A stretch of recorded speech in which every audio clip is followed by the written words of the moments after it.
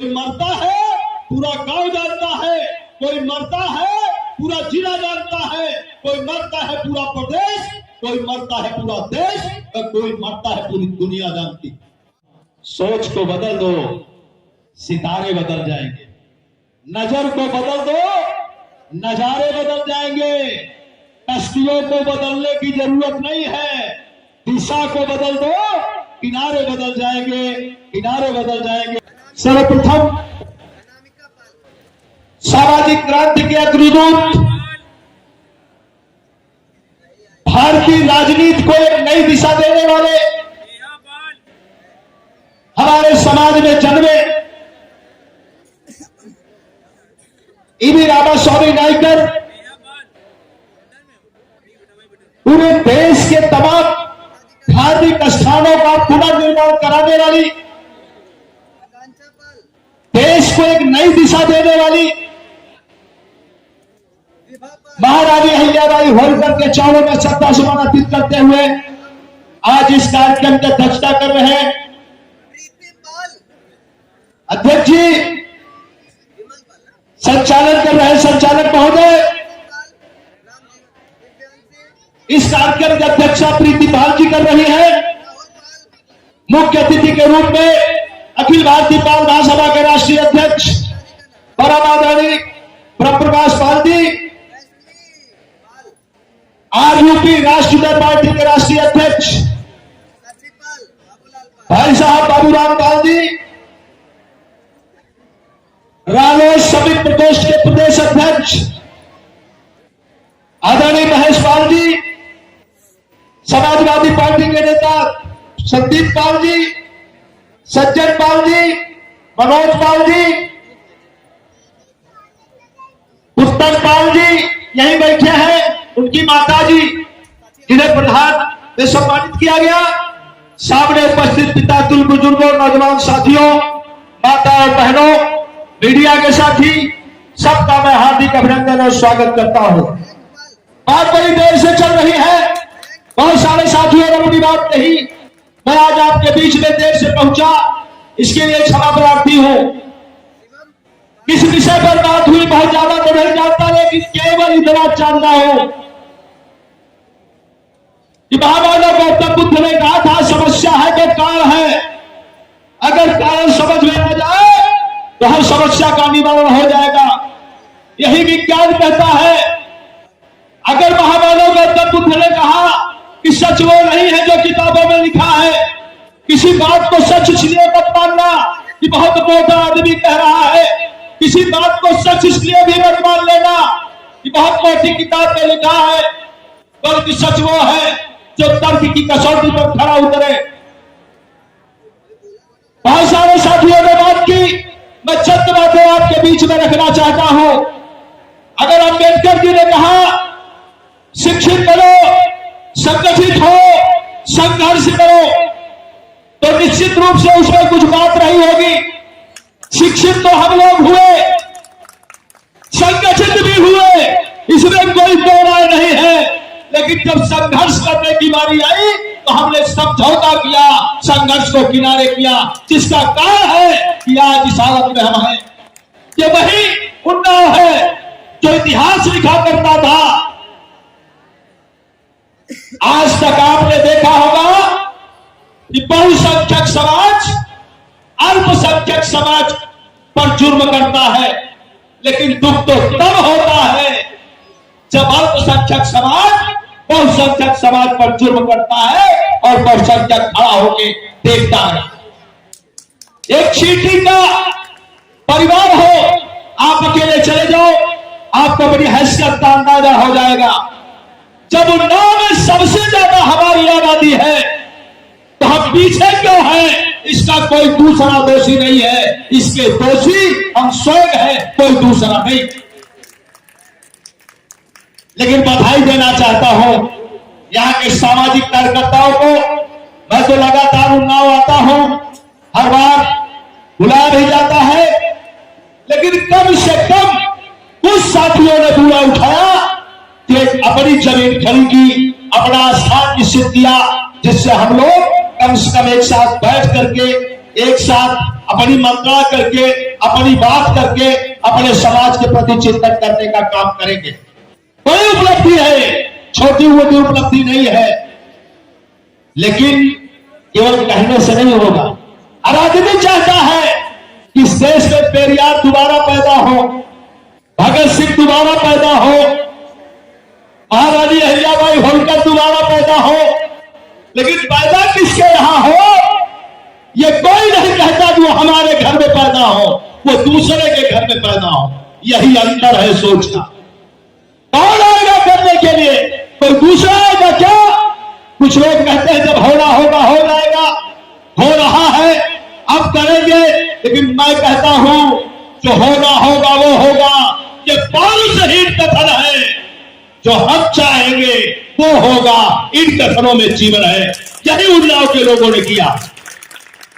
इसलिए मित्रों, सारी उपलब्धि उन्नाव के पास थी, सब कुछ करना भी है। राजनीतिक परिवेश में आपने बात की, एक साथी ने उन्नाव का इतिहास लिखा करता था। राजनीति में इसकी पहचान थी, प्रतापगढ़ की पहचान थी, कानपुर की पहचान थी कि नहीं थी, मिर्जापुर की पहचान थी। और आज लोग चलते चलते आगे जाते हैं, लेकिन राजनीतिक परिवेश में हम चलते चलते पीछे जा रहे हैं। ये समस्या है, और इसका निवारण क्या है, क्या कारण है, ये कोई दूसरा सोचने नहीं आएगा, इसको भी हमें सोचना होगा। इस बार आपने देखा चुनाव हुआ, बहुत सारे लोग चुनाव लड़े, इसी कानपुर की धरती से एक टिकट मिला, चुनाव हार गए। एक ही टिकट मिला था, हम चुनाव हार गए। क्यों हारे? कोई सोचा? जिन लोगों ने वहां चुनाव हराया, जिन लोगों ने चुनाव हराया, अगर हमारे लोग स्टैंड कर गए होते तो कई सीटें उनके समाज के लोग चुनाव हार गए होते। लेकिन हम नहीं सोचते, जब चुनाव आता है तो हमारी बात एक होती है कि ये वाला जीतेगा नहीं, ये वाला हारेगा नहीं, हमारा वाला जीत नहीं रहा है, इसलिए इधर है। मैं एक बात कहना चाहता हूं, तो ये कि मान लीजिए आपका एक लड़का है और एक लड़का आपके दुश्मन का है, दोनों अखाड़े में कुश्ती लड़ रहे हैं। आपके बेटे को बार बार आपका दुश्मन का बेटा अखाड़े में हराने का काम करता है, तो क्या करोगे? अपने बेटे को दूध पिलाना बंद कर दोगे, अपने बेटे को घी खिलाना बंद कर दोगे। अब देना चाहिए, जब वो जीतता ही नहीं तो क्या जरूरत है उसको खिलाने की?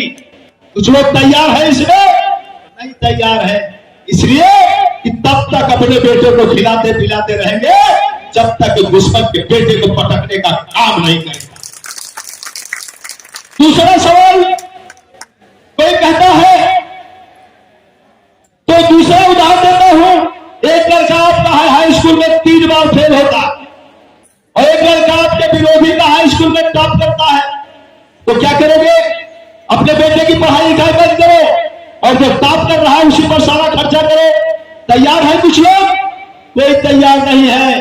तब कहेगा अपने बेटे को कोचिंग लगाएंगे, ट्यूशन पढ़ाएंगे, तब तक पढ़ाएंगे जब तक पास होना शुरू नहीं कर देगा। यही तरीका है।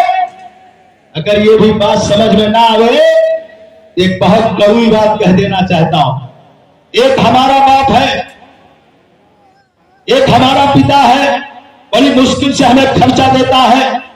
जब मैं मांगता हूं 10,000 तो 15 दिन बाद मिलता है 5,000। और एक पड़ोसी है जो कभी नहीं बोलता, कभी बात नहीं करता, सीधे मुंह बात नहीं करता, लेकिन एक बार अगर उसको कह दूं कि पापा 15,000 दे दो तो 21,000 दे देता। तो क्या किया जाए? अपने बाप को बाप कहना बंद कर दिया जाए और पड़ोसी के बाप को बाप कहना शुरू कर दिया जाए? कोई नहीं करेगा। यही राजनीति है। जब तक आपका बेटा, कौन हारेगा कौन जीतेगा इसकी जिम्मेदारी आपकी नहीं है। अगर चुनाव लड़ने आया है तो पूरी निष्ठा ईमानदारी के साथ ढंग से सहयोग करते हुए उसके साथ खड़े हो जाओ। वो नहीं जीतेगा, लेकिन जो जीतने जा रहा है उसको हराने का काम करेगा, तब भी आपका काम हो जाएगा। नहीं समझते आप? इसलिए मित्रों, कहना मैं ये चाहता हूं कि हमने चाहा ही नहीं, हमने चाहा ही नहीं, हालात बदल सकते थे, मेरे आंसू तेरी आंखों से निकल सकते थे, तुम तो ठहरे रहे झील के पानी की तरह, दरिया बनते तो बहुत दूर निकल सकते थे, बहुत दूर निकल सकते थे। हम केवल एक दूसरे पर आरोप प्रत्यारोप लगाते हैं, आखिर राजनैतिक हैसियत हमारी बढ़ेगी कैसे, क्या किया जाए, ये बड़ा विषय है। कौन करेगा, कोई दूसरा आएगा क्या, हमें आपको करना होगा। रमाशंकर जी, राम शंकर जी अब नहीं आएंगे, भागवत पाल अब नहीं आएंगे, पेरियार नहीं आएंगे, महारानी अहिल्याबाई होलकर नहीं आएगी, तमाम हमारे समाज के लोग पुरोधा रहे अब नहीं आएंगे, बल्कि हमारे बीच में ही भागवत पाल पैदा करना पड़ेगा, राम शंकर पैदा करना पड़ेगा, पेरियार को पैदा करना पड़ेगा, और महारानी अहिल्याबाई होलकर भी पैदा करना पड़ेगा, बनाना पड़ेगा। जिसके पीछे आप चल दोगे वही समाज का बड़ा नेता हो जाएगा। इसी के साथ मैं केवल आज चूंकि बच्चों का कार्यक्रम है, बधाई देता हूं जिन बच्चों ने, बच्चों को यहाँ उत्साहित किया जा रहा है, पुरस्कृत किया जा रहा है, ये बड़ा कार्यक्रम है। बच्चों से केवल इतना कहना चाहता हूं, लक्ष्य और उद्देश्य फाइनल करके चलो, पढ़ रहे हो तो तय करो हमें क्या बनना है, ये कोई दूसरा बताने नहीं आएगा। इसलिए कह रहा हूं, शिक्षा शेरनी का वह दूध है जो ही पीता है वही दहाड़ता है। लेकिन दो तरह के लोग होते हैं, एक पढ़ा लिखा होता है, एक लिखा पढ़ा होता है। लिखा पढ़ा वो होता है जो लिखा होता है वही पढ़ लेता है, उसे हम किताबी गुलाम कहते हैं, इसके सिवा वो कुछ नहीं जानता। लेकिन पढ़ा और लिखा वो होता है, पढ़ता जरूर है लेकिन सही क्या है गलत क्या है इसको वो खुद तय करता है, उसे पढ़ा और लिखा कहा जाता है।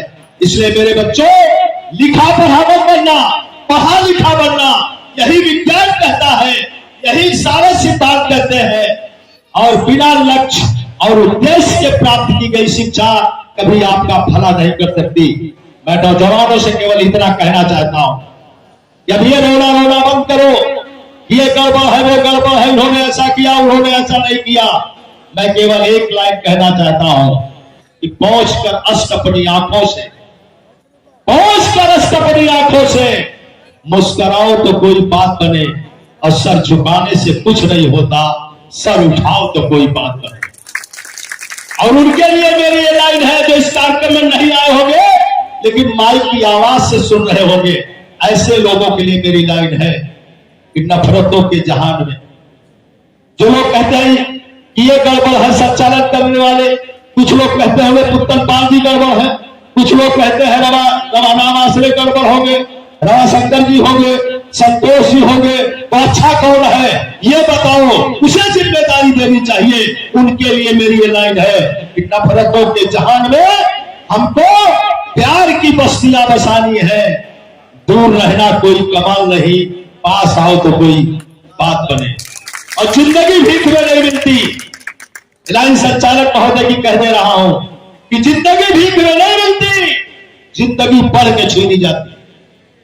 आपने कहा आए सब है, जाएंगे भी सब, लेकिन जो मरने वाले हो उनसे भी कहिए कि आए नहीं, जैसे दादाजी तो आ गए हैं, बहुत सारे लोग घर बैठी केवल हुक्का पी रहे होंगे, नहीं वही गुटखा खा रहे हैं, आज वक्त नहीं है, वो भी कहेंगे हम क्या करने जाएंगे, मरना तो ही है।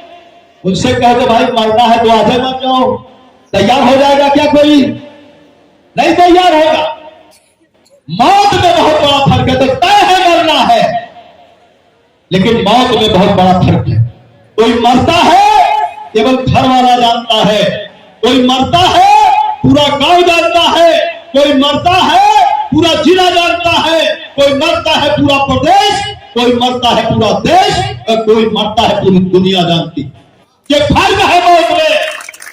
ना समझ में आए उदाहरण बता देता हूं, जहां एक कार्यक्रम चल रहा है, यहां से लेके मेन रोड के बीच में 100 कुत्ते मर जाए, 100 कुत्ते मर जाए, कोई पूछने नहीं आएगा कुत्ता कहां से आया, किसने मारा, क्यों मारा, कुछ बच्चे उसकी टांग में रस्सी फंसाएंगे, कुछ लोग पूंछ में खींच के बाहर फेंक देंगे, कोई नहीं पूछेगा।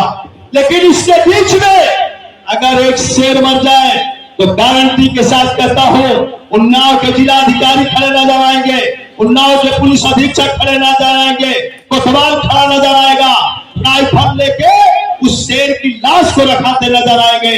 सवाल उठेगा, शेर कहां से आया, किसने मारा, क्यों मारा, कुछ अंतर समझ में आया? हम कौन सी मौत मरना चाहते हैं, ये तय करना हमारी जिम्मेदारी है, इसको कोई दूसरा बताने नहीं आएगा। इसलिए उन्नाव के नौजवानों, बहादुर साथियों, बुजुर्गों के मार्गदर्शन में इस काम को गति दे रहे इस समिति के तमाम साथियों को मैं बधाई देना चाहता हूं कि आप वो काम करके जा रहे हैं। आप रहे या न रहे, लेकिन उन्नाव के लोगों को आपको याद करना होगा, यह मेरी गारंटी है, इसको कोई रोक नहीं सकता। यही मैं कहना चाहता था कि जिंदगी भीख में नहीं मिलती, जिंदगी बढ़ के छीनी जाती है। अपना हक इस तंग जमाने से बढ़ के छीन पाओ तो कोई बात बने। इन्हीं चंद शब्दों के साथ आप लोगों से कहना चाहता हूं, समाज के लोगों, सतर्क रहिए, राजनीति में पूरी ताकत के साथ एकदम नजर रखिए। एक पैर आपका खेत खलिहान में हो तो दूसरा हाथ और निगाह आपकी लोकसभा और विधानसभा की ओर होनी चाहिए। ये आपकी नैतिक जिम्मेदारी है। क्योंकि समाज में तमाम ऐसे राजनीतिक दल है, बहुत सारे दल, हमें किसी दल का नाम नहीं लेना चाहता, जो आपको समाप्त करने के लिए एकदम टकटकी लगाए खड़े हैं। आपका हक खुद खाना चाहते हैं, उनको रोकना होगा। कैसे रोकेंगे? मैं एक लाइन से कहना चाहता हूं कि मकरो फरेब, मकरो दगा फरेब जमाने में रह गए और हम दोस्ती का फर्ज निभाने में रह गए। चुपके से उसने आके मेरा घर जला दिया, हम जिसके घर की आग बुझाने में रह गए। हमने सबको देखा, ऐसा नहीं है कि बिना हमारे कोई राजनीति में मजबूत हुआ। इसलिए तय करो क्या करना है, सोचो। इसलिए कहना चाहता हूं, सोच को बदल दो, सितारे बदल जाएंगे। नजर को बदल दो, नजारे बदल जाएंगे। कश्तियों को बदलने की जरूरत नहीं है, दिशा को बदल दो, किनारे बदल जाएंगे, किनारे बदल जाएंगे, किनारे बदल जाएंगे। कब बदलेंगे? जब आप ये लुका छुपी का खेल बंद करो, जिसका जिंदाबाद करना हो खुलेआम करो, जिसका मुर्दाबाद करना हो खुलेआम करो। गारंटी के साथ कहता हूं, जिसका आप मुर्दाबाद करोगे वो भी अगर ताकत में आएगा तो आपको सम्मान से देखने का काम करेगा। इसलिए कहना चाहता हूं, इधर चिलमन से वो ताके और उधर चिलमन से वो ताके। हमारे सब लोग केवल ताक रहे हैं, इधर चिलमन से वो ताके, उधर चिलमन से वो ताके। लगा दो आग चिलमन में, न ये ताके न वो ताके, मामला खुलेआम हो। इन चंद शब्दों के साथ समय हमने समझौता ज्यादा ले लिया। संचालक महोदय बड़ा इशारा कर रहे हैं, कहना बहुत कुछ चाहता था, फिर मौका मिलेगा कहा जाएगा, लेकिन इतना ही कहते हुए यहां उपस्थित आज पुरुषों से ज्यादा उपस्थिति में महारानी अहिल्याबाई होलकर के रूप उपस्थित हमारी बहनें, मैं आपका बार बार सम्मान करता हूं कि आपने अपना अमूल्य समय निकाल करके इस कार्यक्रम में आकर के इस कार्यक्रम में चार चांद लगाने का काम किया। इसलिए आपसे चाहता हूं जोरदार आवाज के साथ, और समाज जिंदाबाद। पीछे हाथ नहीं उठ रहा है, आपका भी नहीं उठ रहा है। कौन समाज जिंदाबाद, महारानी अहिल्याबाई होलकर अमर रहे, कोई और सब अमर रहे। नमो बुद्धाय, जय पेरियार, जय पाल समाज, जय महारानी अहिल्याबाई होलकर और जय उन्नाव के उन साथियों की। जब मैं आया था किराए पर कार्यक्रम था, अब आने लगा हूं तो अपने प्लेस पर है, उनकी विजय हो। इन्हीं चंद शब्दों के साथ अपनी बात खत्म करता हूं। समाज जिंदाबाद, जिंदाबाद, जिंदाबाद।